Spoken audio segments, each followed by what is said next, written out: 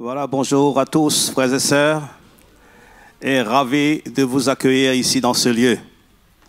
Nous sommes dans la joie ce matin, parce que nous sommes là pour un but bien précis, et nous savons que le Seigneur va nous parler, et on espère à ce que le Seigneur met son doigt là où il le faut dans notre vie. En tout cas, on vous accueille, et que la parole de Dieu fasse son effet dans nos cœurs ce matin. Et bienvenue aussi à tous ceux qui nous écoutent par le web. Nous sommes ravis aussi de vous avoir avec nous. En tout cas, allons nous mettre debout et allons remercier le Seigneur pour sa grâce, sa fidélité envers nous chaque jour. Et que nous soyons encore bénis ce matin. Alléluia. Merci Jésus. Merci Seigneur pour de telles grâces que tu nous as accordées ce matin. De nous retrouver ici dans ce lieu, dans ta présence, sous le ministère du Saint-Esprit. Nos cœurs sont dans l'attente ce matin de recevoir de toi, Jésus, notre Seigneur. Viens parler à notre cœur, viens parler à notre vie, viens te révéler à nous ce matin, Seigneur. Nos cœurs ont soif de toi, soif de t'entendre, soif de recevoir tout ce que tu as de meilleur, de glorieux pour notre vie. Merci pour ces instants que tu nous donnes, que ta parole trouve nos cœurs, renverse nos faux raisonnements et qu'elle soit plantée dans nos cœurs et que ton nom soit glorifié. Et que nous puissions vraiment porter du fruit, Seigneur, dans notre vie chaque jour. Que nous puissions te plaire avec notre vie. Et que nos vies puissent vraiment te glorifier. Merci, Seigneur, pour l'évangile que tu nous as donné. Et ce matin, tu vas encore te faire entendre ta voix ce matin. Nous te louons, nous t'adorons, nous te remercions, Seigneur. À toi la gloire, notre Dieu. À toi la louange. Merci, Jésus. Merci, Seigneur. Alléluia. Alléluia. Nous allons adorer Jésus ce matin. Et de tout notre cœur, nous allons l'adorer, le remercier pour sa fidélité. Alléluia. J'aime le louer, j'aime le louer, j'aime le louer et exalter son saint nom. J'aime le louer, j'aime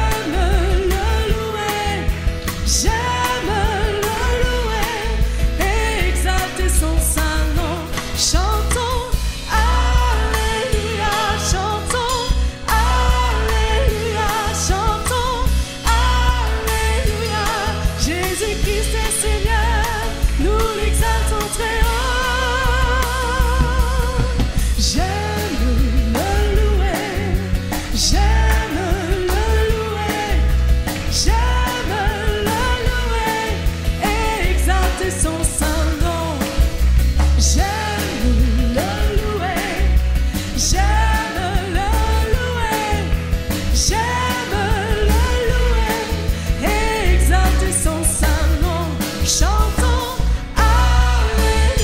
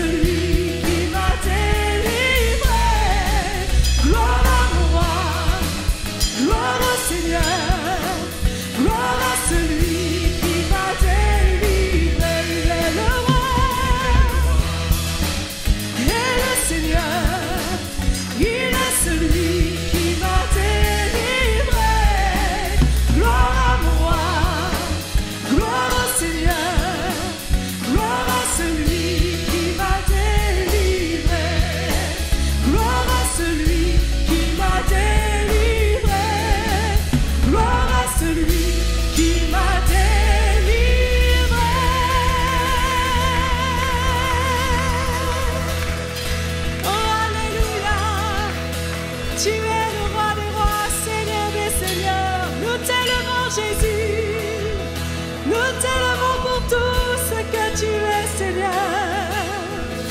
Tu es le seul digne de nos louanges, Jésus. Nous aimons te louer, Seigneur. Ton nom est si grand, Jésus. Ton nom est puissant, Seigneur. Alléluia. Oui, nous t'adorons, nous t'adorons. Alléluia.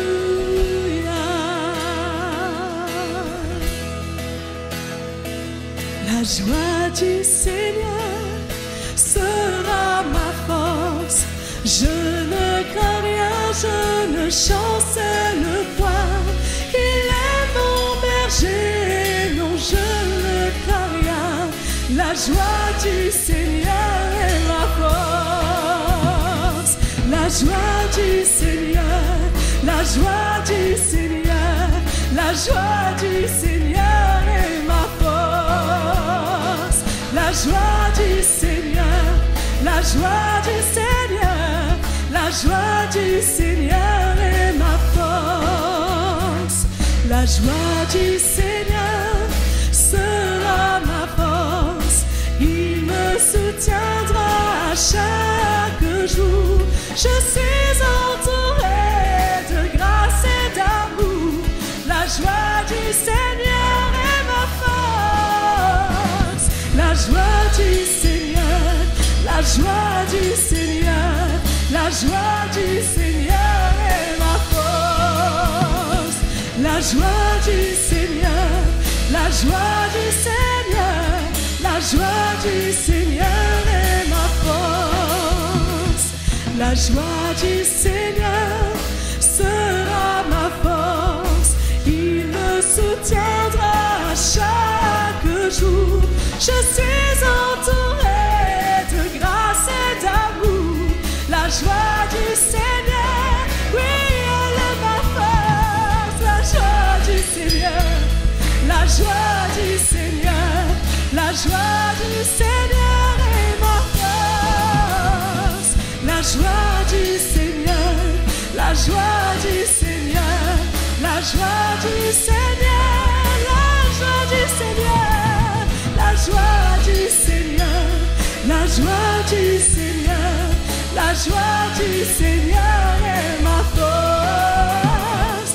La joie du Seigneur, la joie du Seigneur, la joie du Seigneur est ma force. Oh, alléluia, alléluia, alléluia.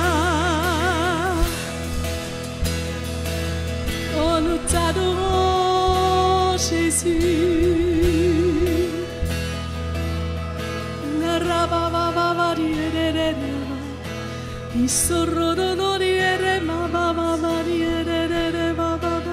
Alléluia. Oh, je t'adore, Dieu tout-puissant, nul n'est comme toi. Oh, je t'adore, Prince de paix. Oui, c'est ce que je veux faire. Oh, je te loue, car tu es ma justice. Oh, je t'adore, Dieu tout-puissant, nul n'est comme toi. Oh, je t'adore, Dieu tout-puissant, nul n'est comme toi.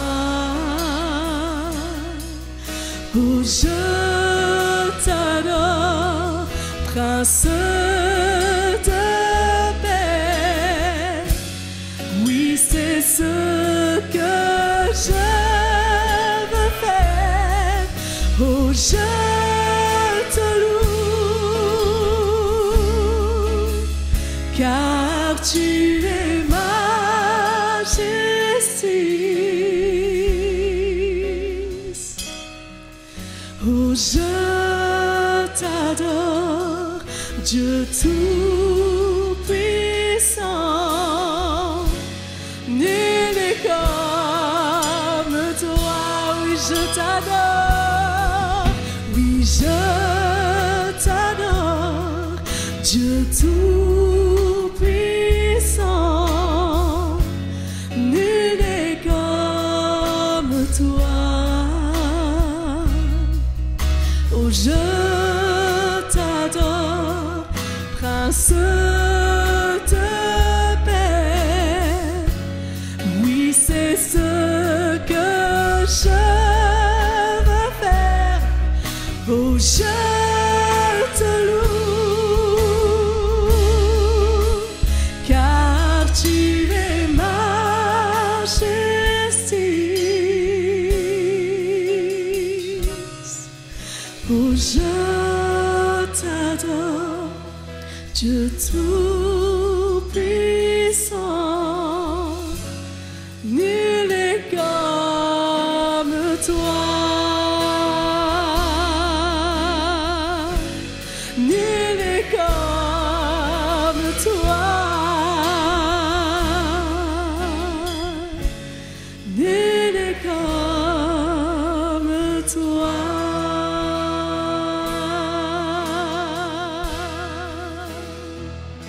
Nul n'est comme toi, Jésus. Nul n'est comparable à toi, Jésus. Il est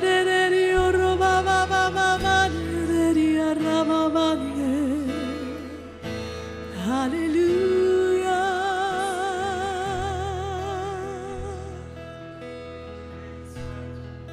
Il est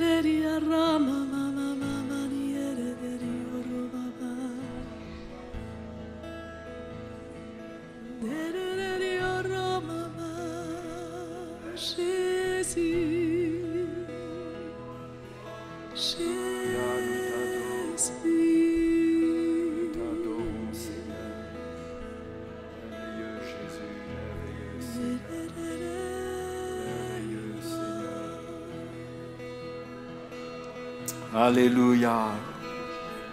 Quelle grâce pour nous d'avoir été appelés à te connaître et à te servir, Seigneur.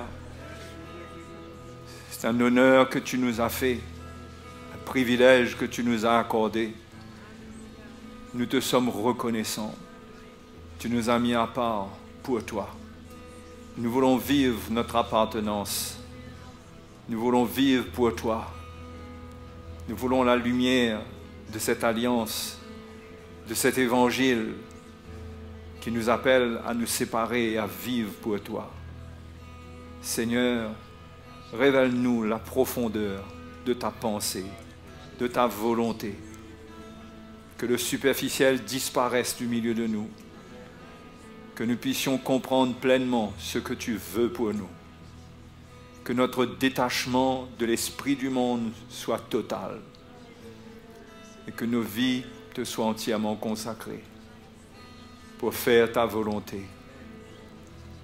Alléluia, nous te bénissons pour ton esprit que tu nous as donné, pour connaître les choses que tu nous as données par ta grâce, pour que nous n'allions puiser dans nulle autre chose que ta révélation, ta parole. Dans la vérité, tu nous as donné ton esprit, tu nous éclaires, tu fais pénétrer ta parole au-dedans de nous, tu la graves dans nos cœurs, car c'est ce que tu as promis pour tes élus, tes enfants, afin qu'ils ne s'éloignent pas, qu'ils ne s'égarent pas. Merci Seigneur pour ta parole, qu'elle nous éclaire aujourd'hui encore, qu'elle nous éclaire.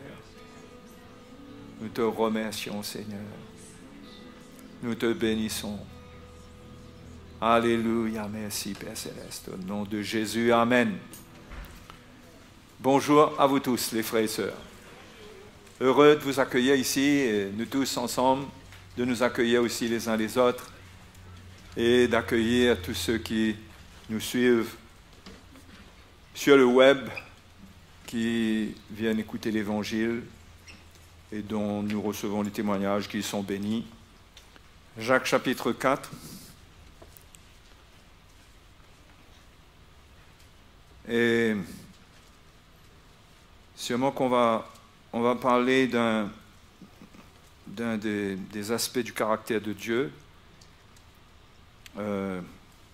qui n'est pas très considéré, parce que sûrement que c'est un peu... On se demande comment en parler pour que ce soit compatible avec l'esprit de la grâce. Et la Bible nous parle de la jalousie de Dieu. Et donc, déjà, si vous voulez, allons dans Deutéronome, ou plus exactement à l'origine même dans Exode. C'est là où ça commence.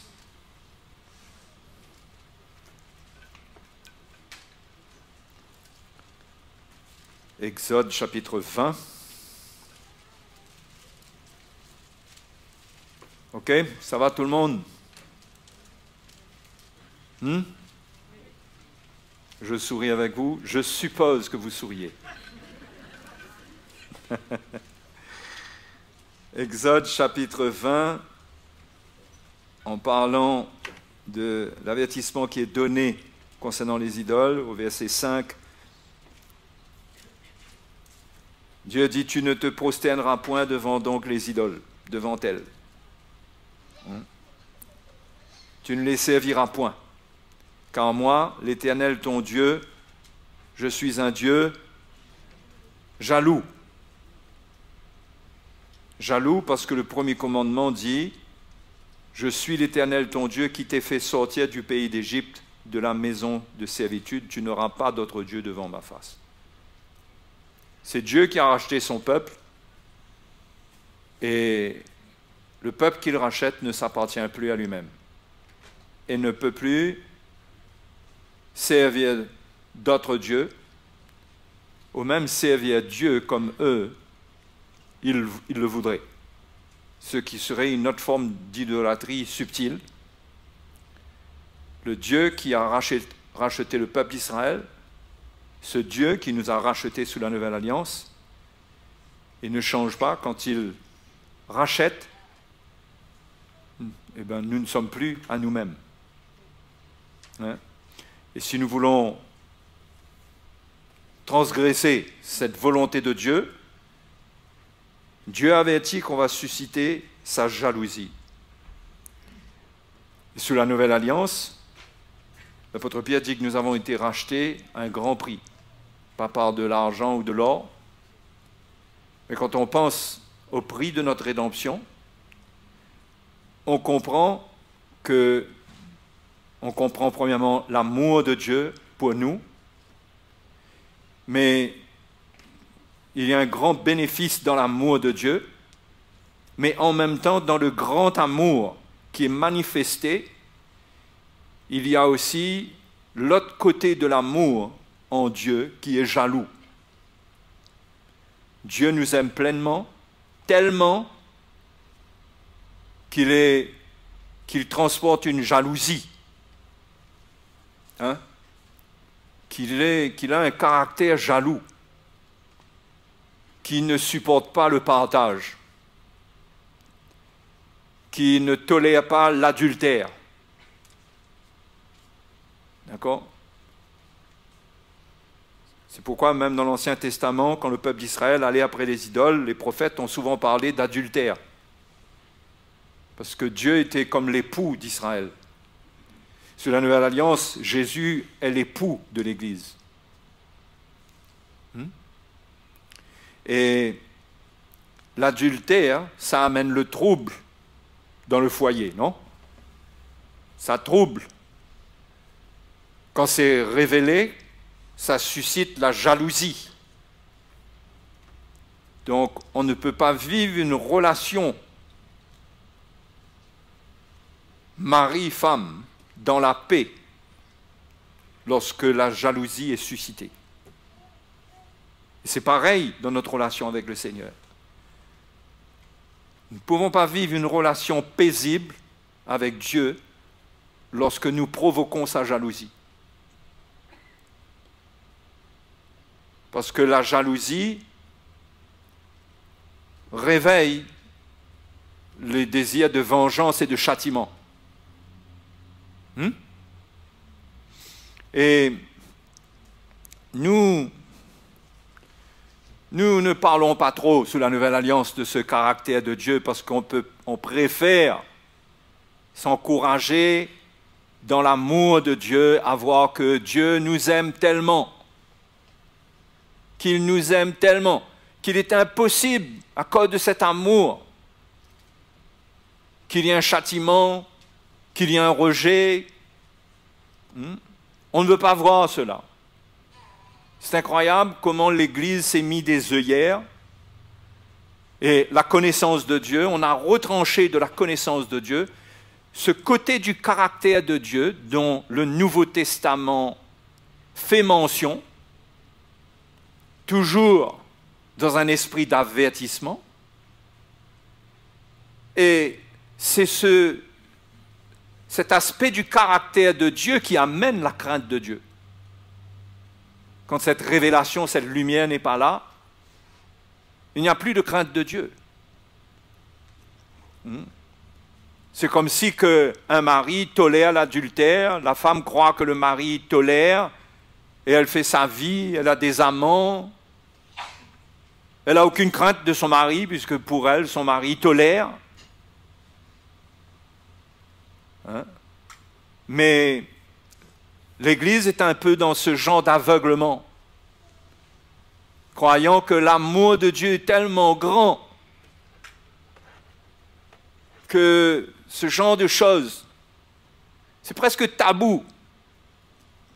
On n'arrive pas à intégrer cela dans la connaissance de la Nouvelle Alliance.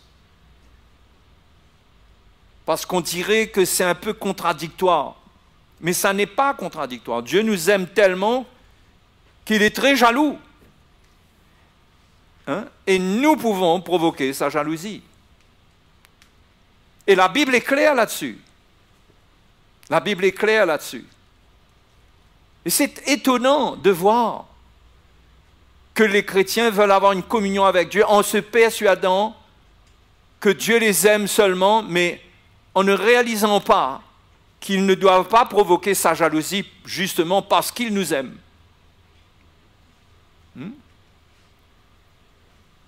Donc, Moïse, dans la loi, il a apporté cela. C'est Dieu qui lui a donné ces paroles. Il ne voulait pas que son peuple soit dans l'ignorance de son cœur pour eux, de son caractère. Il voulait que le peuple de Dieu soit éclairé. Je crois que l'Église doit être éclairée. L'Église doit être éclairée. Et qu'on arrête de baigner dans une grâce qui nous rend aveugles, qui nous rend indulgents par rapport au mal.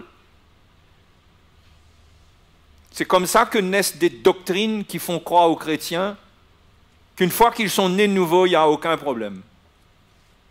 Ils iront au ciel, c'est sûr. Mais ce n'est pas sûr. Ça dépend. Déjà, si on va garder la foi, si on ne le renie pas, parce que l'abandon de la foi, le reniement, ça fait que le Seigneur nous renie. C'est écrit noir sur blanc. On essaye de l'interpréter autrement, mais c'est écrit.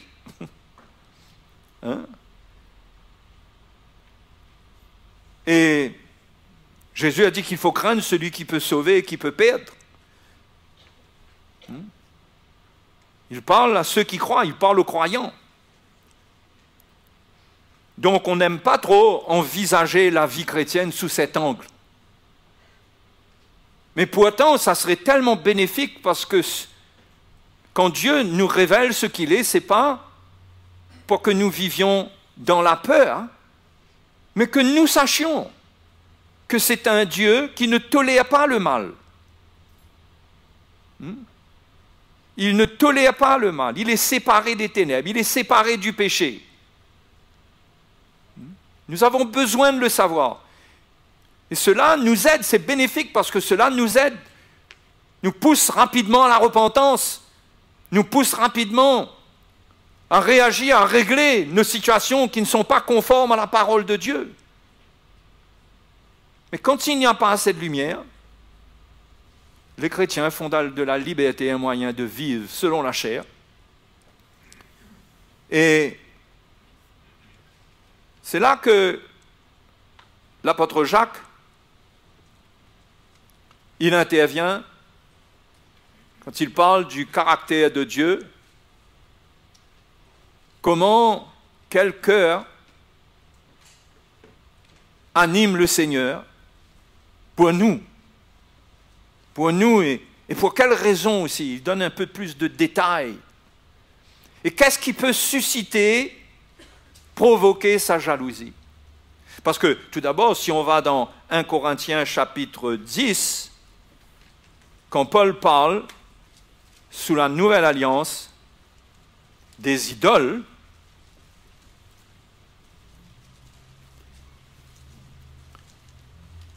au verset 21, chapitre 10, verset 21, Paul dit aux Corinthiens,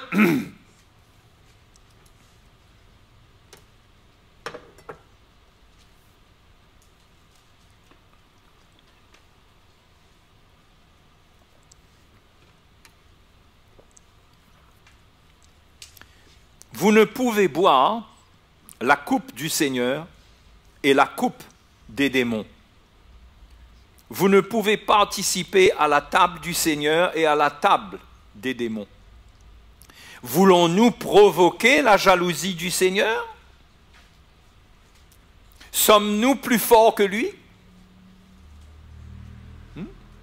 C'est-à-dire que lorsqu'on provoque la jalousie de Dieu et qu'il la manifeste, personne ne peut contrôler ce qu'il fait. Personne n'est plus fort que lui pour contrôler ce qu'il fait lorsqu'il manifeste sa jalousie. Donc Paul avertit les Corinthiens concernant l'idolâtrie. Bien sûr, je suppose que nous ne sommes pas dans cet état de compromission où nous allons à la table des démons, dans les sacrifices aux démons, et en même temps, on vient, on veut goûter au sacrifice de Jésus, à la communion avec Jésus. Mais quand même, ça nous avertit que le caractère jaloux de Dieu est là, quoi. Et qu'il ne faut pas le provoquer. Maintenant, si on va dans l'épître de Jacques,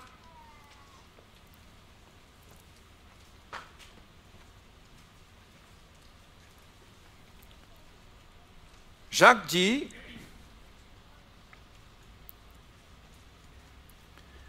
au verset 5, au verset 4, « Adultères que vous êtes, ne savez-vous pas que l'amour du monde est inimitié contre Dieu? Celui donc qui veut être ami du monde se rend ennemi de Dieu. » Hein? C'est fort comme parole. L'épître de Jacques n'est pas écrite à des païens, ce n'est pas des lettres qui allaient dans le monde entier pour que les païens soient avertis, c'était écrit à des chrétiens, à ceux qui étaient dans la diaspora, les chrétiens dispersés, 12 tribus d'Israël.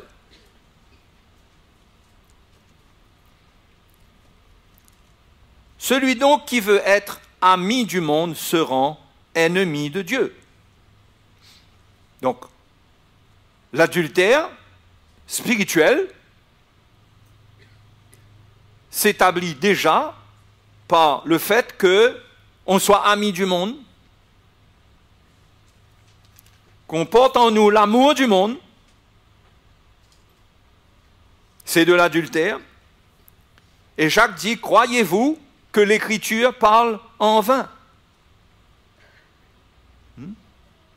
C'est avec jalousie que Dieu chérit l'esprit qu'il a fait habiter en nous. C'est un des passages les plus compliqués à interpréter que les théologiens, les commentateurs, les hommes de Dieu ont eu du mal à interpréter. Mais je pense que si on regarde dans le contexte, on peut comprendre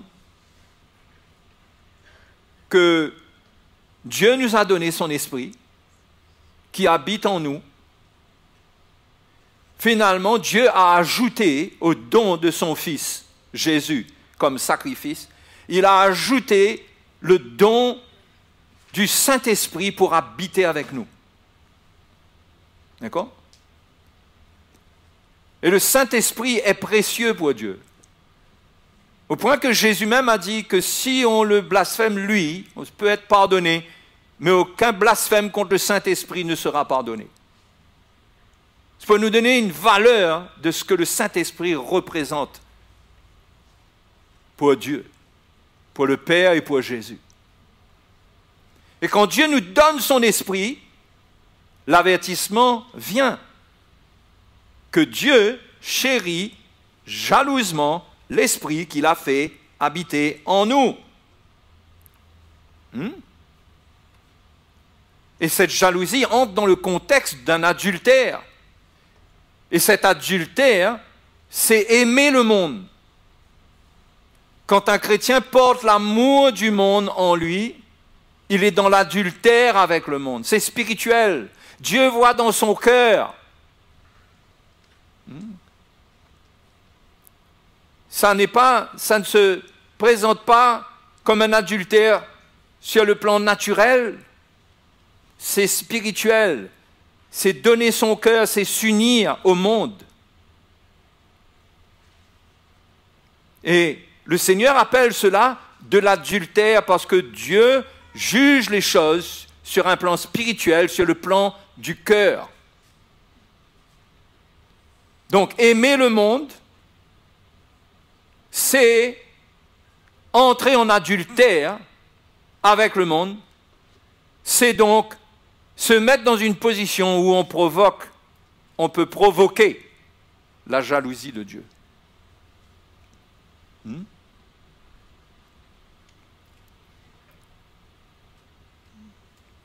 Au verset 6, Jacques dit, il accorde au contraire une grâce plus excellente. C'est pourquoi l'Écriture dit, Dieu résiste aux orgueilleux, mais il fait grâce aux humbles. Alors, quand au verset 5, Jacques dit, croyez-vous que l'Écriture parle en vain? C'est avec jalousie que Dieu chérit l'esprit qu'il a fait habiter en nous. La plupart des commentateurs pensent que quand on parle de l'Écriture qui parle en vain, ça parle de ce qui est dit juste après, c'est avec jalousie que Dieu chérit l'esprit. Mais l'Écriture ne mentionne pas ce qui est dit après. Par contre, l'Écriture mentionne ce qui est dit au verset 6.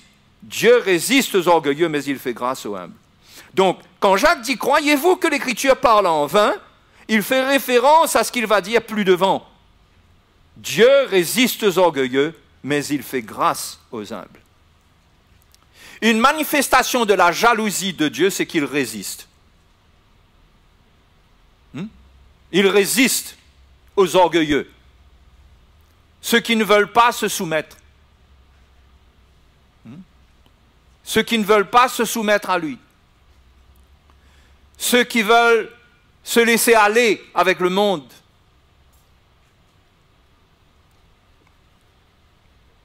Parce que le verset 7 dit, « Soumettez-vous donc à Dieu, résistez au diable et il fuira loin de vous. » Donc on voit que le diable est dans le coup concernant l'adultère. C'est le tentateur à ce niveau. Et il pousse le chrétien par la tentation à s'ouvrir à l'esprit du monde, à aimer le monde et à donner sa vie pour le monde. C'est comme cela. Ça se mesure déjà par la manière dont nous dépensons. Vous comprenez?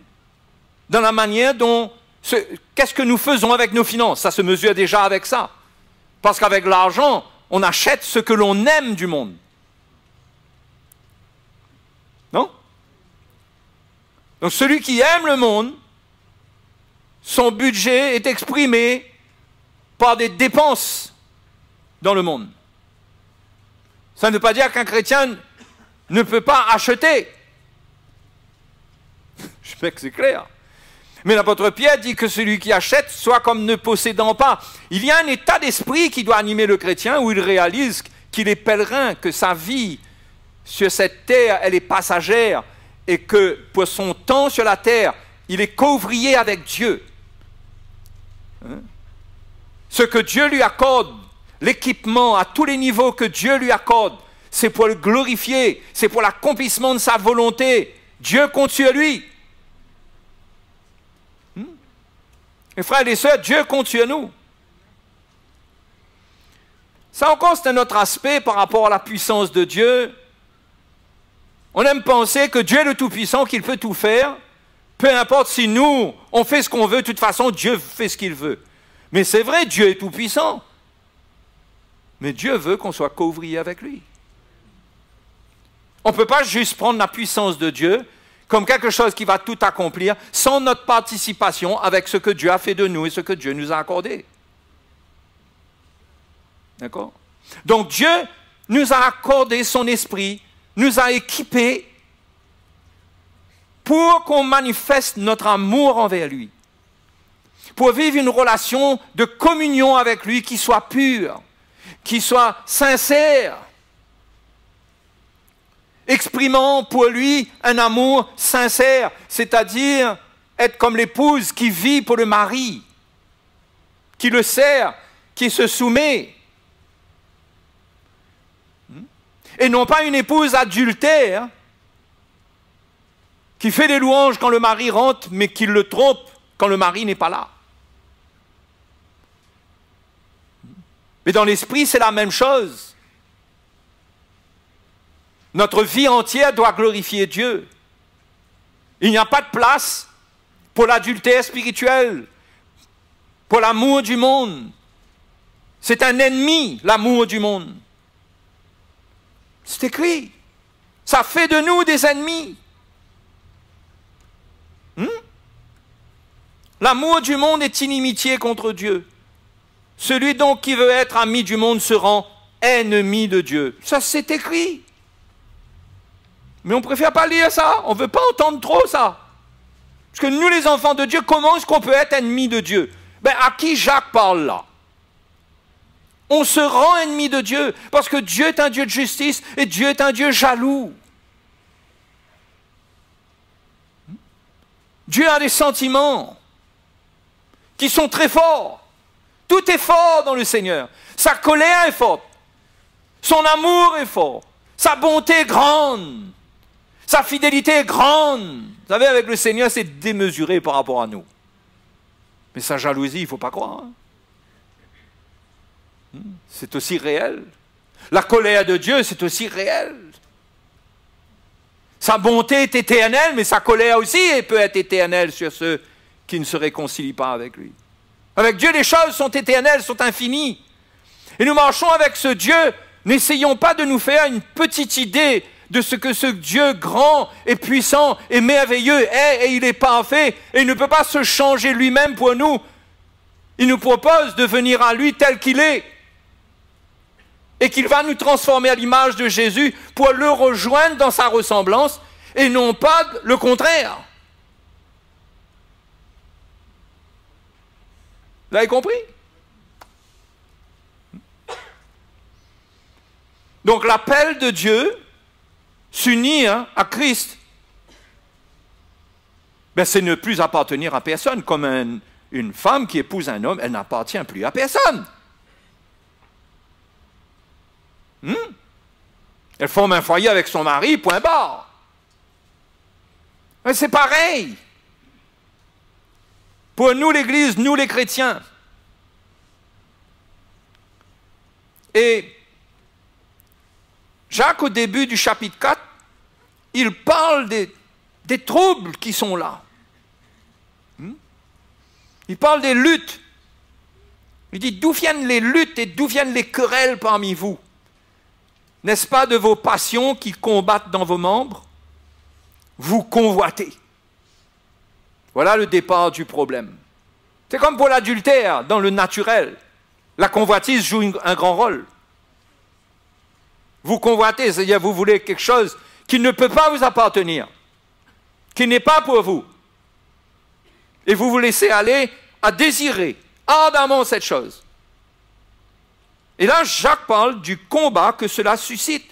Vous convoitez et vous ne possédez pas. Parce que Dieu résiste aux orgueilleux. Encore, il y a quelque chose de Dieu qui nous garde quelque part. Il y a des prières que nous faisons qui ne sont pas selon la volonté de Dieu, qui sont des prières pour vivre dans l'adultère. Vous vous rendez compte qu'on peut demander à Dieu de vivre dans un adultère par rapport au monde et par rapport à lui? Il dit donc, vous convoitez et vous ne possédez pas. Vous êtes meurtriers et envieux et vous ne pouvez pas obtenir. Vous avez des querelles et des luttes et vous ne possédez pas parce que vous ne demandez pas. Parfois, la bouche est fermée. On n'a plus de communion pour demander. Donc, il y a deux choses. On n'a plus de liberté pour demander. Et il y a l'autre chose, c'est qu'on demande, il dit, vous demandez et vous ne recevez pas parce que vous demandez mal dans le but de satisfaire vos passions. La satisfaction de nos passions, c'est comme l'autorisation d'être en adultère. Donc Dieu résiste à cela.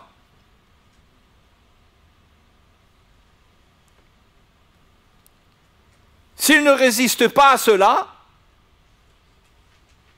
on se sentirait libre, et dans la liberté, on trouverait un bonheur de faire n'importe quoi. Mais là, il n'y a pas de bonheur, là.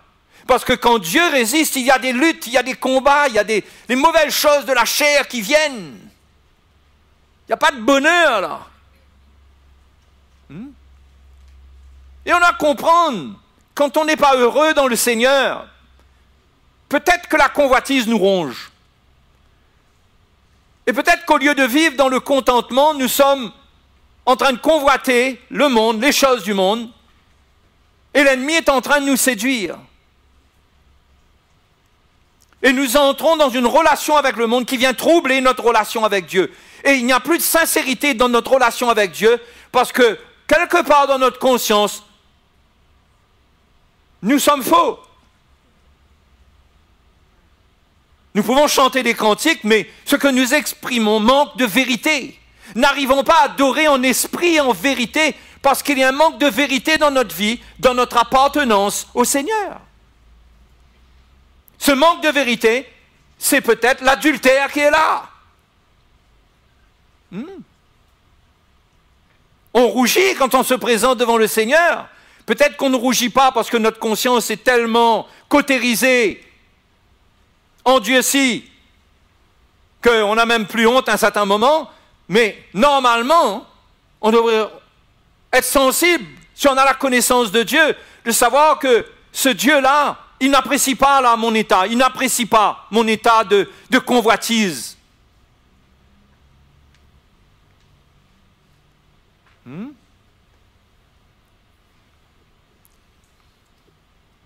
Donc on demande dans le but de satisfaire nos passions. C'est-à-dire ce que l'on trouve, ce que l'on aime du monde, on le demande à Dieu. On le demande à Dieu dans le but de satisfaire nos passions, croyant que Dieu est là pour satisfaire nos passions, mais c'est oublier l'alliance de Dieu. Ceux qui sont à Jésus-Christ, Paul dit aux Galates, ils ont crucifié la chair avec ses désirs et ses passions. Mais on peut tellement être loin de l'Évangile qu'on peut venir devant Dieu et demander à Dieu des choses qui sont contraires à ce qu'il a accompli à la croix. Et c'est de l'orgueil. C'est de l'orgueil parce qu'on ne se soumet pas à Dieu, à sa parole. Ajoutez à cela les fausses doctrines. Encourage les chrétiens dans dans l'amour de l'argent, dans la cupidité, à chercher à posséder, pousse à l'adultère. Et combien de chrétiens tombent dans le piège, ils deviennent malheureux, se sentent coupés de Dieu, ressentent la résistance de Dieu, parce qu'ils sont tombés dans le piège de l'orgueil de la vie. Le diable a fait miroiter le monde devant eux de toutes sortes de manières. Et ils tombent dans le piège de la convoitise et ils satisfont non seulement la convoitise, mais l'orgueil de la vie. Ils aiment avoir les choses qui leur donnent une position, qui leur donnent de la valeur, qui va leur donner un sens, une réputation aux yeux du monde. L'orgueil de la vie, des orgueilleux. Et le Seigneur veut qu'on reste simple avec lui, qu'on lui appartienne, qu'on lui obéisse simplement et qu'on se mette en garde contre la convoitise qui peut nous corrompre.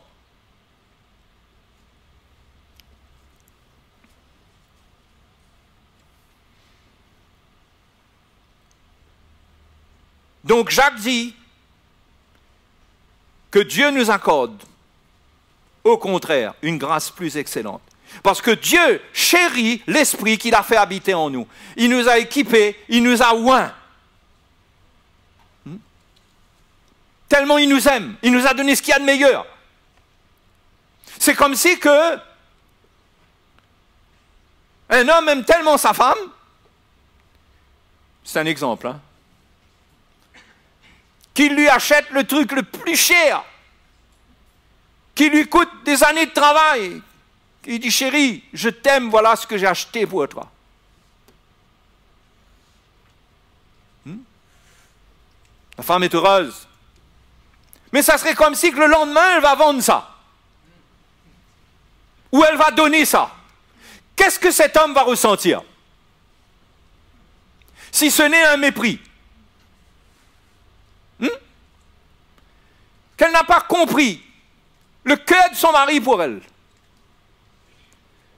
On a besoin de comprendre le cœur de Dieu pour nous, quand il nous donne des choses aussi précieuses, quand il nous équipe des dons de l'Esprit, quand il met en nous ce qu'il faut pour servir, pour l'honorer, pour le glorifier, et que nous consacrons du temps à la convoitise et au monde et aux choses inutiles, au lieu de considérer que ces choses que Dieu nous a données sont tellement précieuses, ça a tellement de la valeur, on est en train d'échanger cela pour des choses insensées, comme la convoitise, les choses du monde, qui n'ont aucune valeur, qui ne donnent pas la vie, et qui nous amènent sur un lit d'adultère avec le monde. Mais le Seigneur dit, Paul dit, Jacques dit, il nous accorde. C'est vrai, Dieu chérit l'esprit qu'il a fait habiter en nous. Il dit, mais il nous accorde au contraire une grâce plus excellente. C'est pourquoi l'Écriture dit, et avant il dit, croyez-vous que l'Écriture parle en vain? De quoi il parle? Il parle de ce qu'il va dire après, c'est-à-dire, Dieu résiste aux orgueilleux, mais il fait grâce aux humbles. Les deux sont vrais. L'Écriture ne parle pas en vain. Si l'Écriture dit ça, c'est que c'est comme ça. Vous êtes d'accord? Vous savez, il faut regarder l'Écriture comme c'est là. C'est vrai, nous ne sommes pas sous une alliance de loi et de condamnation, mais l'Écriture nous enseigne le caractère inchangeable de Dieu, qui nous a accueillis, qui a mis en place une alliance pour nous sauver de notre état.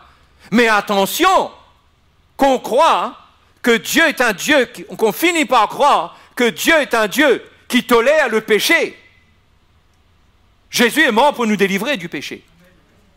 Et le Saint-Esprit nous est donné pour ne pas retomber dans le péché, pour nous garder, et pour qu'on serve Dieu et qu'on l'honore.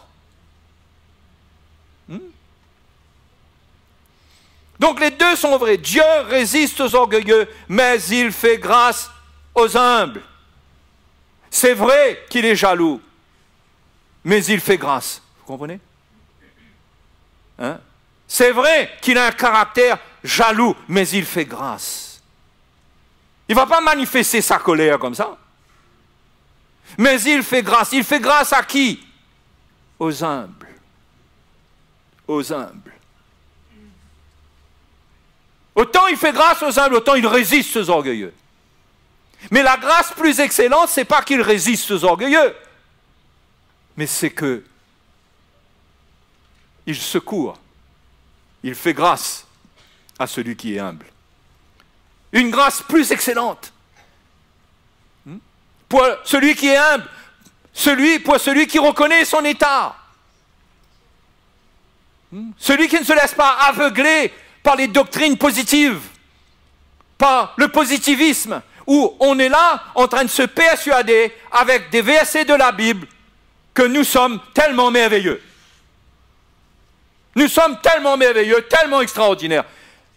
Et c'est comme si que là, ça ferme la porte pour que la parole de Dieu nous corrige, pour que Dieu nous réprimande, pour que l'Esprit de Dieu nous ramène à certaines réalités, nous montre ce que nous transportons.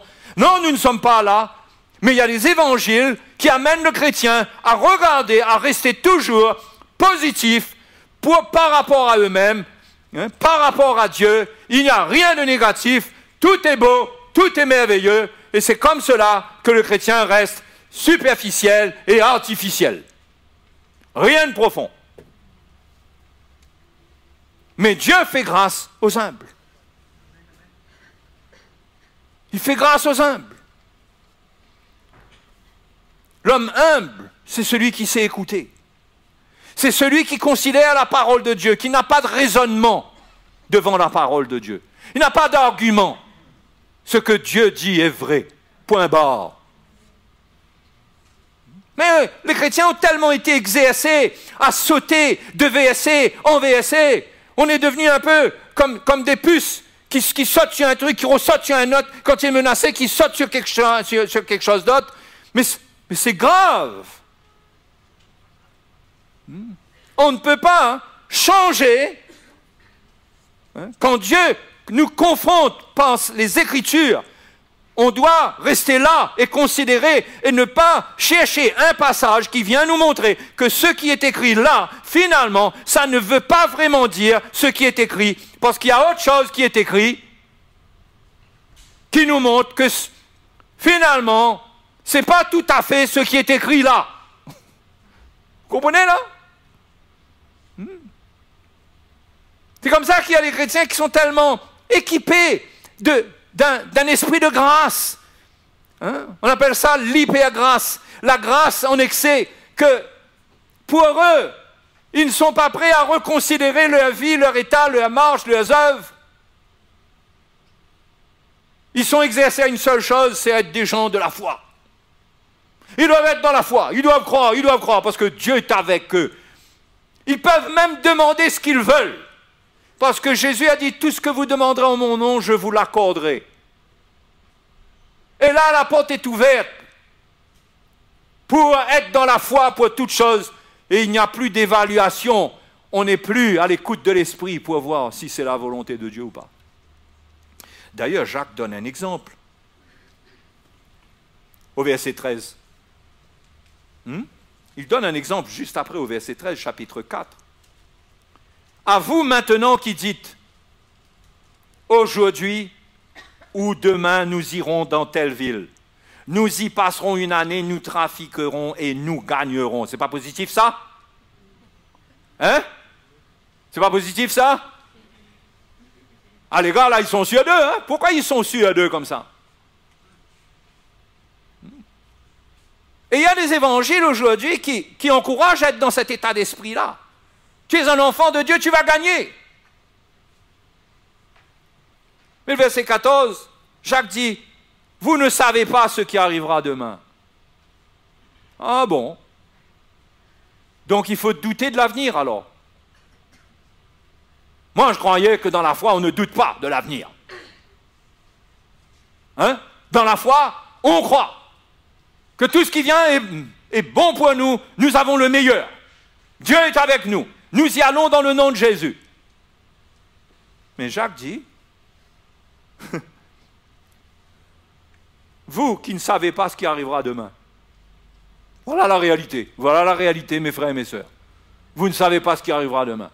Vous avez beau confesser tous les versets, dire tout ce que vous voulez, vous ne savez pas ce qui arrivera demain. Ça, on ne peut pas changer ça, on ne sait pas. Je ne sais pas ce qui m'arrivera demain. Donc, regardez ce qu'il dit encore. Car, qu'est-ce que votre vie? Vous êtes une vapeur qui paraît pour un temps et qui ensuite disparaît. Vous devriez dire au contraire, si Dieu le veut. Si Dieu le veut, nous vivrons et nous ferons ceci ou cela. Voyez, si Dieu le veut, c'est ça qu'il faut dire. Hein? Ça, c'est la relation avec Dieu. Si Dieu le veut, j'aurai ça, je ferai ça, j'irai là-bas. Si Dieu le veut, c'est-à-dire que celui qui marche avec Dieu, il ne prend pas une assurance de foi qui lui donne l'autorisation de rentrer dans tout dans le nom de Jésus. Mais il a un cœur sensible, il comprend que Dieu a une volonté, Dieu a un plan, et c'est Dieu qui décide. La foi n'est pas une carte blanche pour faire tout ce qu'on veut. Ce n'est pas un chèque en blanc pour mettre le chiffre qu'on veut dessus. Le chèque est là, mais Seigneur, qu'est-ce que tu veux que je mette dedans? Quel chiffre? Si Dieu le veut, nous vivrons et nous ferons ceci ou cela. Mais maintenant, regardez, vous vous glorifiez dans vos pensées orgueilleuses. C'est chose mauvaise de se glorifier de la sorte. Ah, c'est chose mauvaise. D'avoir de telles pensées orgueilleuses, de croire, d'être orgueilleux parce qu'on croit qu'on va gagner. C'est ça l'orgueil. L'orgueil met à l'écart le Seigneur, sa volonté. Nous, on va y aller, nous, on va faire. Et on gagnera. Mais Jacques les reprend. La parole de Dieu nous reprend. Si Dieu le veut. Vous savez combien d'accidents il y a dans la vie, de ruines financières, foyer ou je ne sais pas trop quoi encore, parce qu'on rentre dans les choses sans la crainte de Dieu. On rentre dedans sans la crainte de Dieu. Disant, tu es un enfant de Dieu, et finalement on tombe dans le piège dans lequel Jésus n'est pas tombé à la tentation dans le désert. Si tu es fils de Dieu, ordonne que ces pierres deviennent des pains. Voyez, si tu es fils de Dieu, vas-y si tu es fils de Dieu. Et la tentation est là.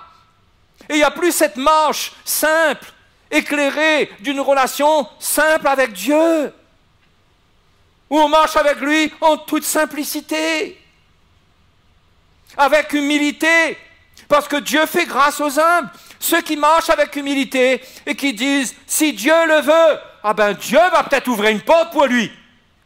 Mais c'est Dieu qui va le faire. Mais il ne va pas y aller pour gagner, pour trafiquer. C'est Dieu qui le fera.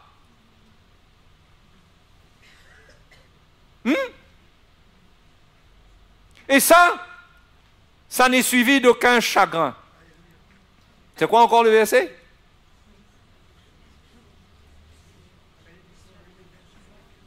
Hein? C'est la bénédiction de l'Éternel qui enrichit. Et elle n'est suivie d'aucun chagrin. Donc si Dieu ne bénit pas, ne fonce pas dedans. Tu dois être sûr que Dieu bénisse ta décision là. C'est Dieu qui doit bénir ton projet, ce n'est pas l'homme. L'homme, ensuite, il respecte ce que tu dis avoir ressenti de Dieu. Mais c'est ta responsabilité de savoir si c'est béni ou si ce n'est pas béni. Ce n'est pas à l'homme de décider si tu dois te marier avec un tel ou avec une telle. Ce n'est pas à l'homme de décider si tu dois entrer dans tel business, faire telle affaire. Tu dois avoir une relation avec le Seigneur et ressentir si c'est Dieu qui bénit ça ou pas. Toi, tu dois savoir. Et ensuite, tu fais connaître. Et ensuite, pour donner l'exemple de l'autorité de l'Église, eh ben, vas-y mon frère, si tu sens que Dieu te bénit dedans. Ok? Donc, il y a un élément de base qui fait que jamais on va provoquer la jalousie du Seigneur. c'est l'humilité. Seigneur, est-ce que tu veux? Et on prie. On demande au Seigneur. Et on est sensible, sans qu'on n'est pas en paix. Ah, tant que je ne suis pas en paix, je ne peux pas rentrer là-dedans, je ne peux pas faire ça. On fait attention. À qui on donne notre vie? À quoi on donne notre vie? Parce que derrière, il peut y avoir un adultère qui nous attend. Notre cœur peut être pris et s'éloigner de Dieu, dans quelque chose qui n'est pas dans la volonté de Dieu pour nous. Il n'y a que Dieu qui peut nous protéger là-dedans. Nous ne savons pas ce qui arrivera demain, mais Dieu sait ce qui arrivera demain. Il vaut mieux s'humilier devant Dieu et dire, Seigneur, toi, tu sais ce qui arrivera demain. Donc, tu sais ce qui est bon pour moi. Si tu le veux, je ferai ceci ou je ferai cela. Seigneur, mais je te soumets entièrement à cela. Ça, c'est l'humilité. Et Dieu fait grâce à celui qui est humble. C'est-à-dire qu'il va soit approuver, soit désapprouver, mais il y aura toujours une bénédiction dans la réponse de Dieu. Il y aura toujours une bénédiction dans la réponse de Dieu. Dieu aura ressenti notre besoin, mais peut-être qu'il y a une autre manière de faire, mais on est souple, on est humble.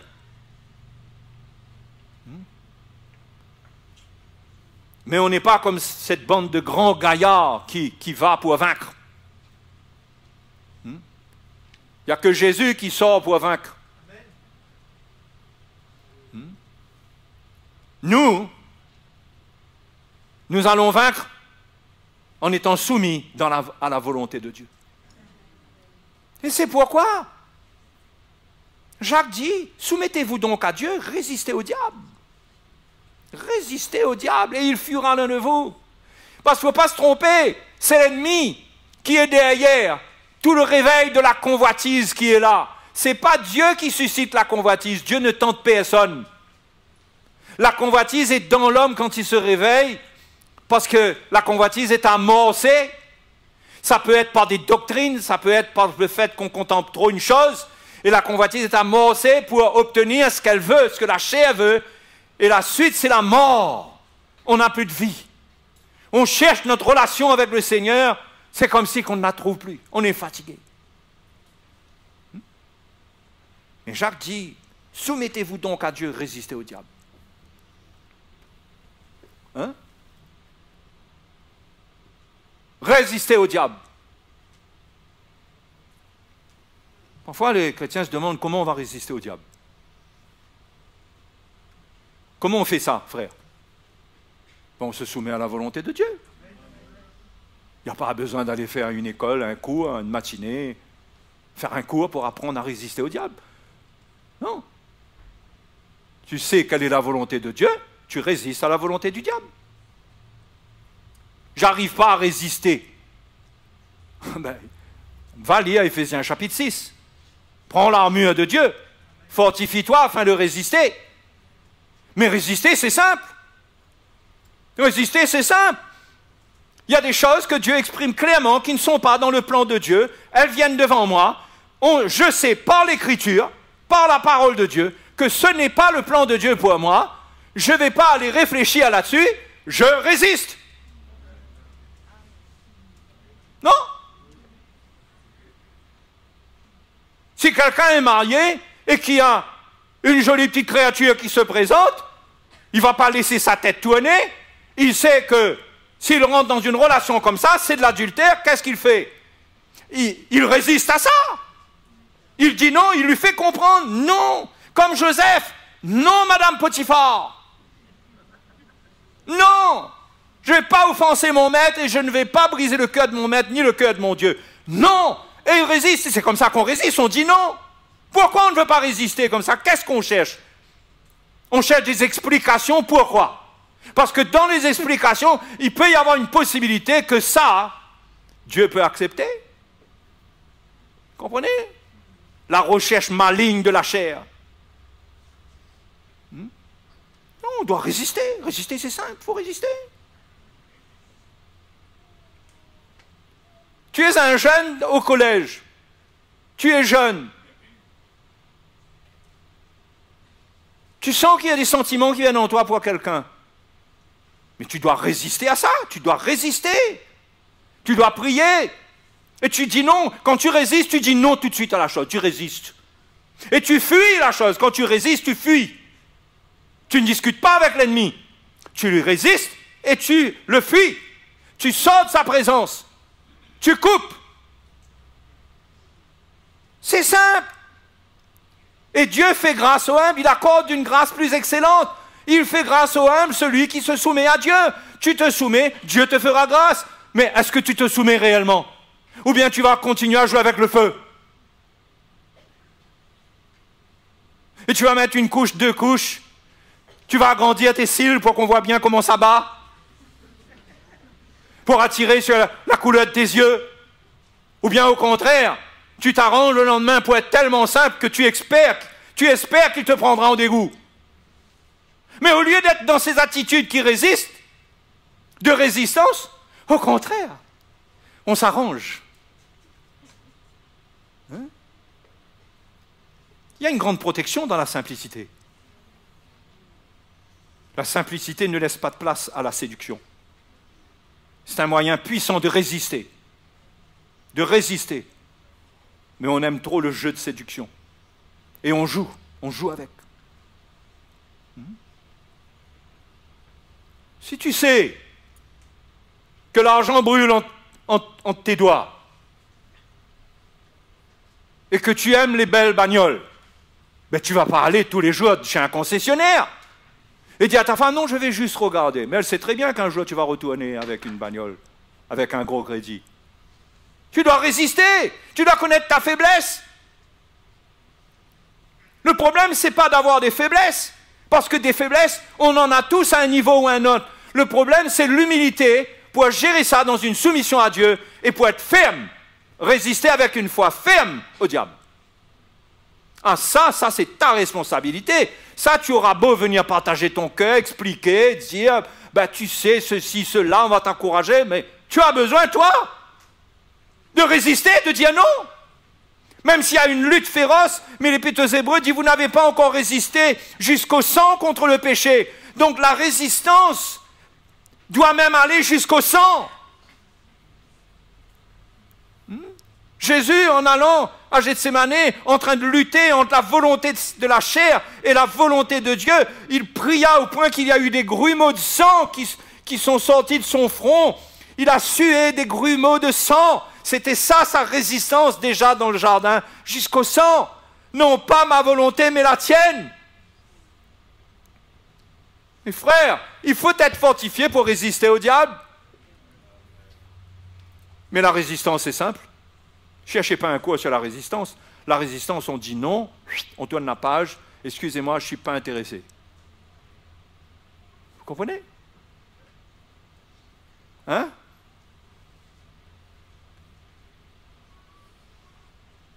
Sinon, l'adultère attend le chrétien. Il donne son cœur. Il désire. Il ne désire plus. Vous comprenez les désirs? Il ne désire plus les choses de Dieu, son Seigneur, son époux. Il a été piraté. Son cœur a été piraté. Il y a des désirs qui sont venus maintenant. Il désire des choses du monde. Il a des projets pour lui. Il ne vit plus pour la cause du Seigneur, de l'Évangile. Et là, il est embarqué dans une relation d'adultère qui l'amènera loin, très loin et très loin de Dieu surtout.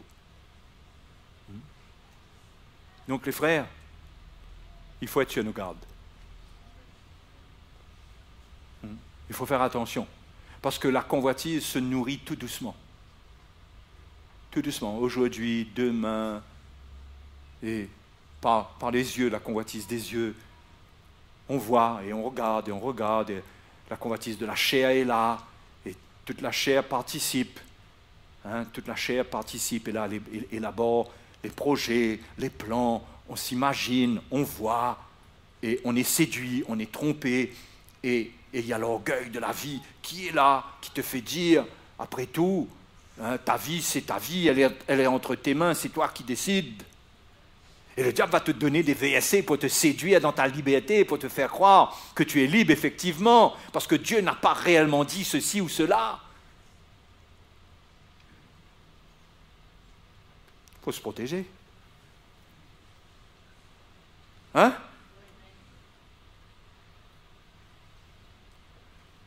Parce que cet adultère-là, quand Dieu voit des cœurs, des enfants pour qui Jésus a donné sa vie, à qui il a donné son esprit, qui ont été baptisés du Saint-Esprit, oints du Saint-Esprit, scellés du Saint-Esprit, et qui vivent leur vie sans s'humilier, sans se repentir, parce que la grâce plus excellente, c'est que Dieu nous fait grâce si nous nous humilions. Ça, c'est la grâce. Vous comprenez? Pour terminer, le Seigneur nous a fait grâce d'être sauvés, d'accord? C'est extraordinaire. Qui sommes-nous? Moi, je suis émerveillé. J'apprends chaque jour à être émerveillé, quoi. Je sais ce que c'est que ma vie. Je sais de quoi je pourrais être capable dans ma chair. Je sais très bien que ma chair n'est pas trop loin derrière moi. Que quand je suis édifié dans l'esprit, voilà ce que je suis, mais si je me laisse aller, je sais ce que je vais récupérer. Et quand je vois ce que l'homme pécheur est, ce que j'étais dans le monde, et que Dieu a daigné avoir un regard de pitié sur moi, c'est une grâce excellente. Je deviens chrétien. Je deviens chrétien. Mais Dieu n'arrête pas là. Dieu me donne encore ce qu'il y a de meilleur pour m'aider. Ce qu'il y a de meilleur pour me sauver, ce qu'il y a de meilleur pour m'aider. Le Saint-Esprit. Il dit, tiens, je te donne encore ça. Le Saint-Esprit. Oh oui, Seigneur, mais tu sais, j'ai la chair, j'ai des choses. Comment un homme comme moi, comment le Saint-Esprit va pouvoir cohabiter avec moi, avec ces choses? Mais Dieu dit, il fait comprendre qu'il est patient, que l'Esprit est là.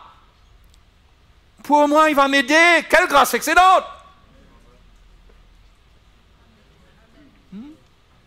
Et quand je dis, Seigneur, mais avec ce qui va se passer dans ma vie, je ne pourrais pas être parfait. J'ai cette nature charnelle. La tentation est là. Il y a des choses dans ma vie que je sens que je suis encore vulnérable. Mais le Seigneur m'encourage. Et il m'accorde une grâce encore plus excellente. Plus excellente encore. Il amène quelque chose encore. Numéro 3. Il me dit, sois humble.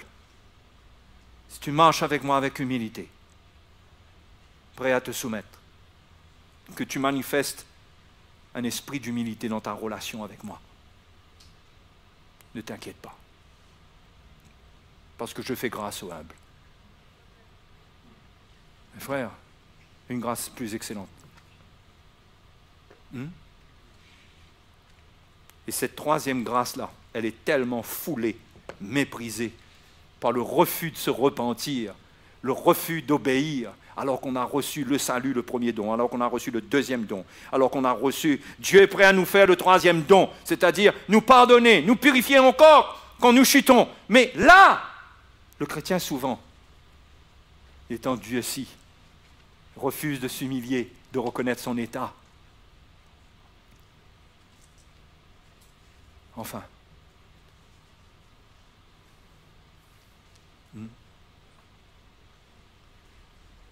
que le Seigneur nous fasse vraiment grâce de comprendre ces choses. Son cœur. Qu'on ne se fasse pas d'illusions. Parce qu'au bout, le refus de s'humilier, Dieu résiste aux orgueilleux et ça ouvre la porte pour que sa jalousie se manifeste. Là, elle dit non, là, tu vas trop loin, là, c'est pas possible. Et là, intervient le châtiment du Seigneur. Des situations parfois dramatiques, qui font mal. On n'a pas besoin d'attendre ça. On marche humblement et le Seigneur est avec nous. Amen. Frères et sœurs, on vient on ne vient pas là pour juste écouter un message, on veut apprendre à marcher avec le Seigneur. On veut apprendre à lui plaire. On veut prendre conscience de ce que c'est que cet appel. C'est quoi? Seigneur, qui tu es? Fais-moi connaître qui tu es. Révèle-moi qui tu es. Et le Seigneur ne va pas te dire seulement « je t'aime, je t'aime, je t'aime ». Ça, c'est OK. Mais l'Esprit de Dieu va t'enseigner. Le Saint-Esprit.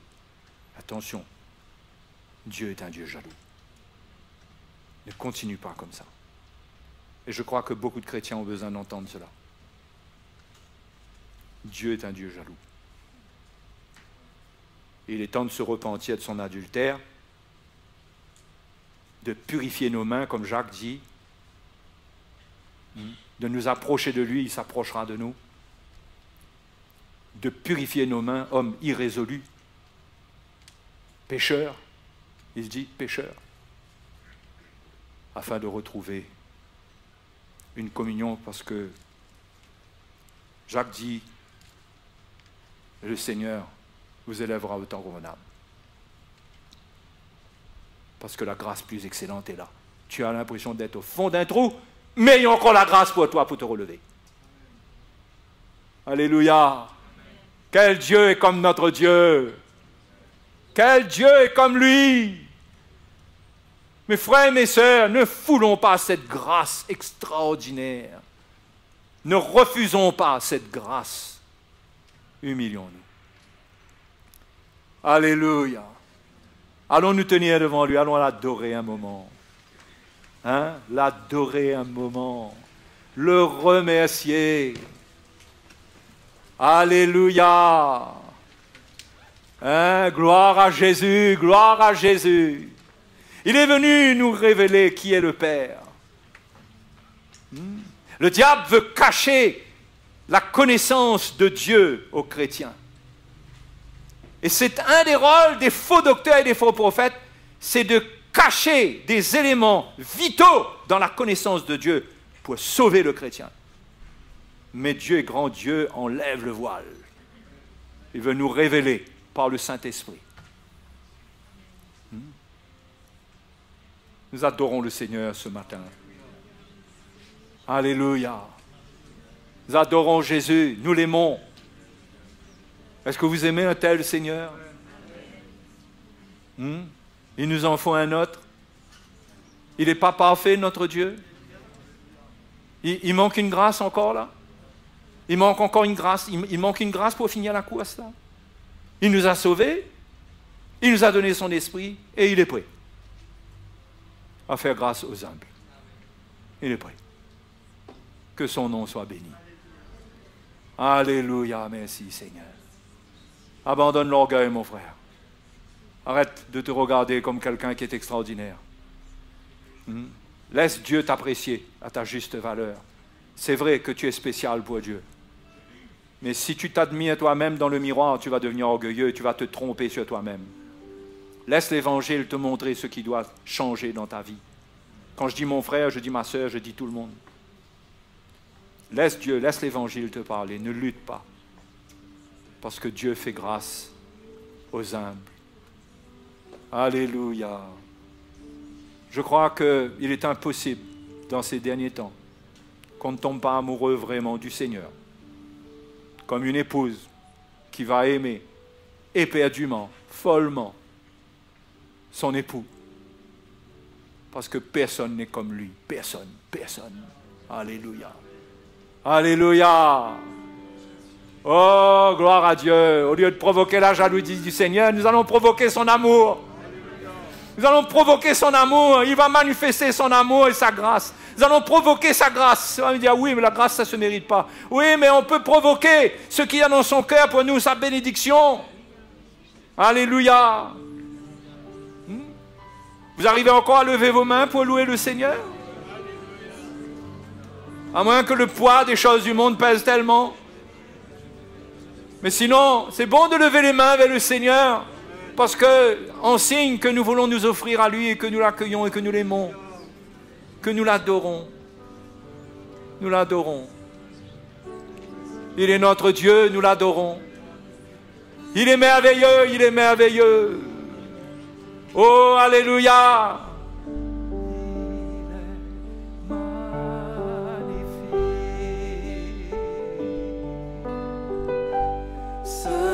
Jésus,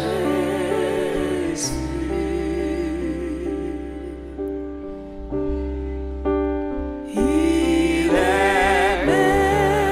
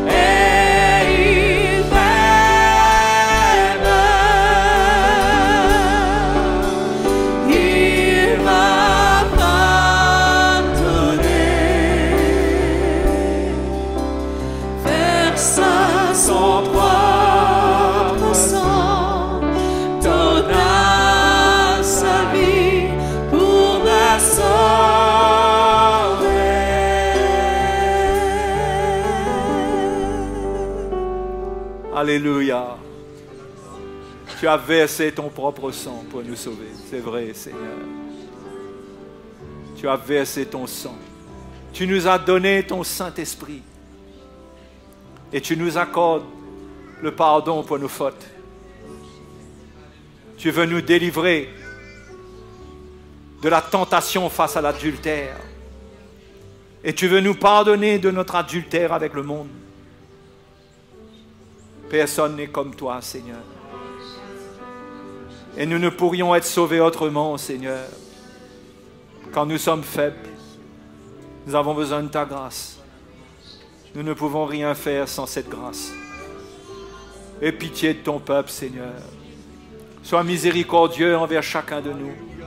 Regarde nos vies, Seigneur. Secours celui qui est faible. Celui qui pleure secrètement et qui crie vers toi. Sous le poids de la culpabilité, Seigneur, libère-le, libère-le, libère-le. Libère ce frère, cette sœur. Merci, Seigneur. Étends ta main très loin. Là même dans les pays lointains où les frères et les sœurs assistent à ces moments. Étends ta main sur eux. Étends ta main sur eux. Qu'ils sachent quel Dieu tu es. Oui, celui qui est humble, qu'il goûte à ta grâce. Parce que ta parole est vraie à tous les niveaux. Nous l'acceptons entièrement, Seigneur. Tu résistes aux orgueilleux, mais tu fais grâce aux humbles. Merci, Seigneur. Merci, Seigneur. Alléluia. Alléluia.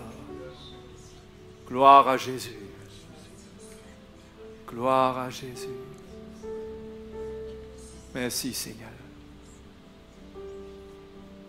Alléluia.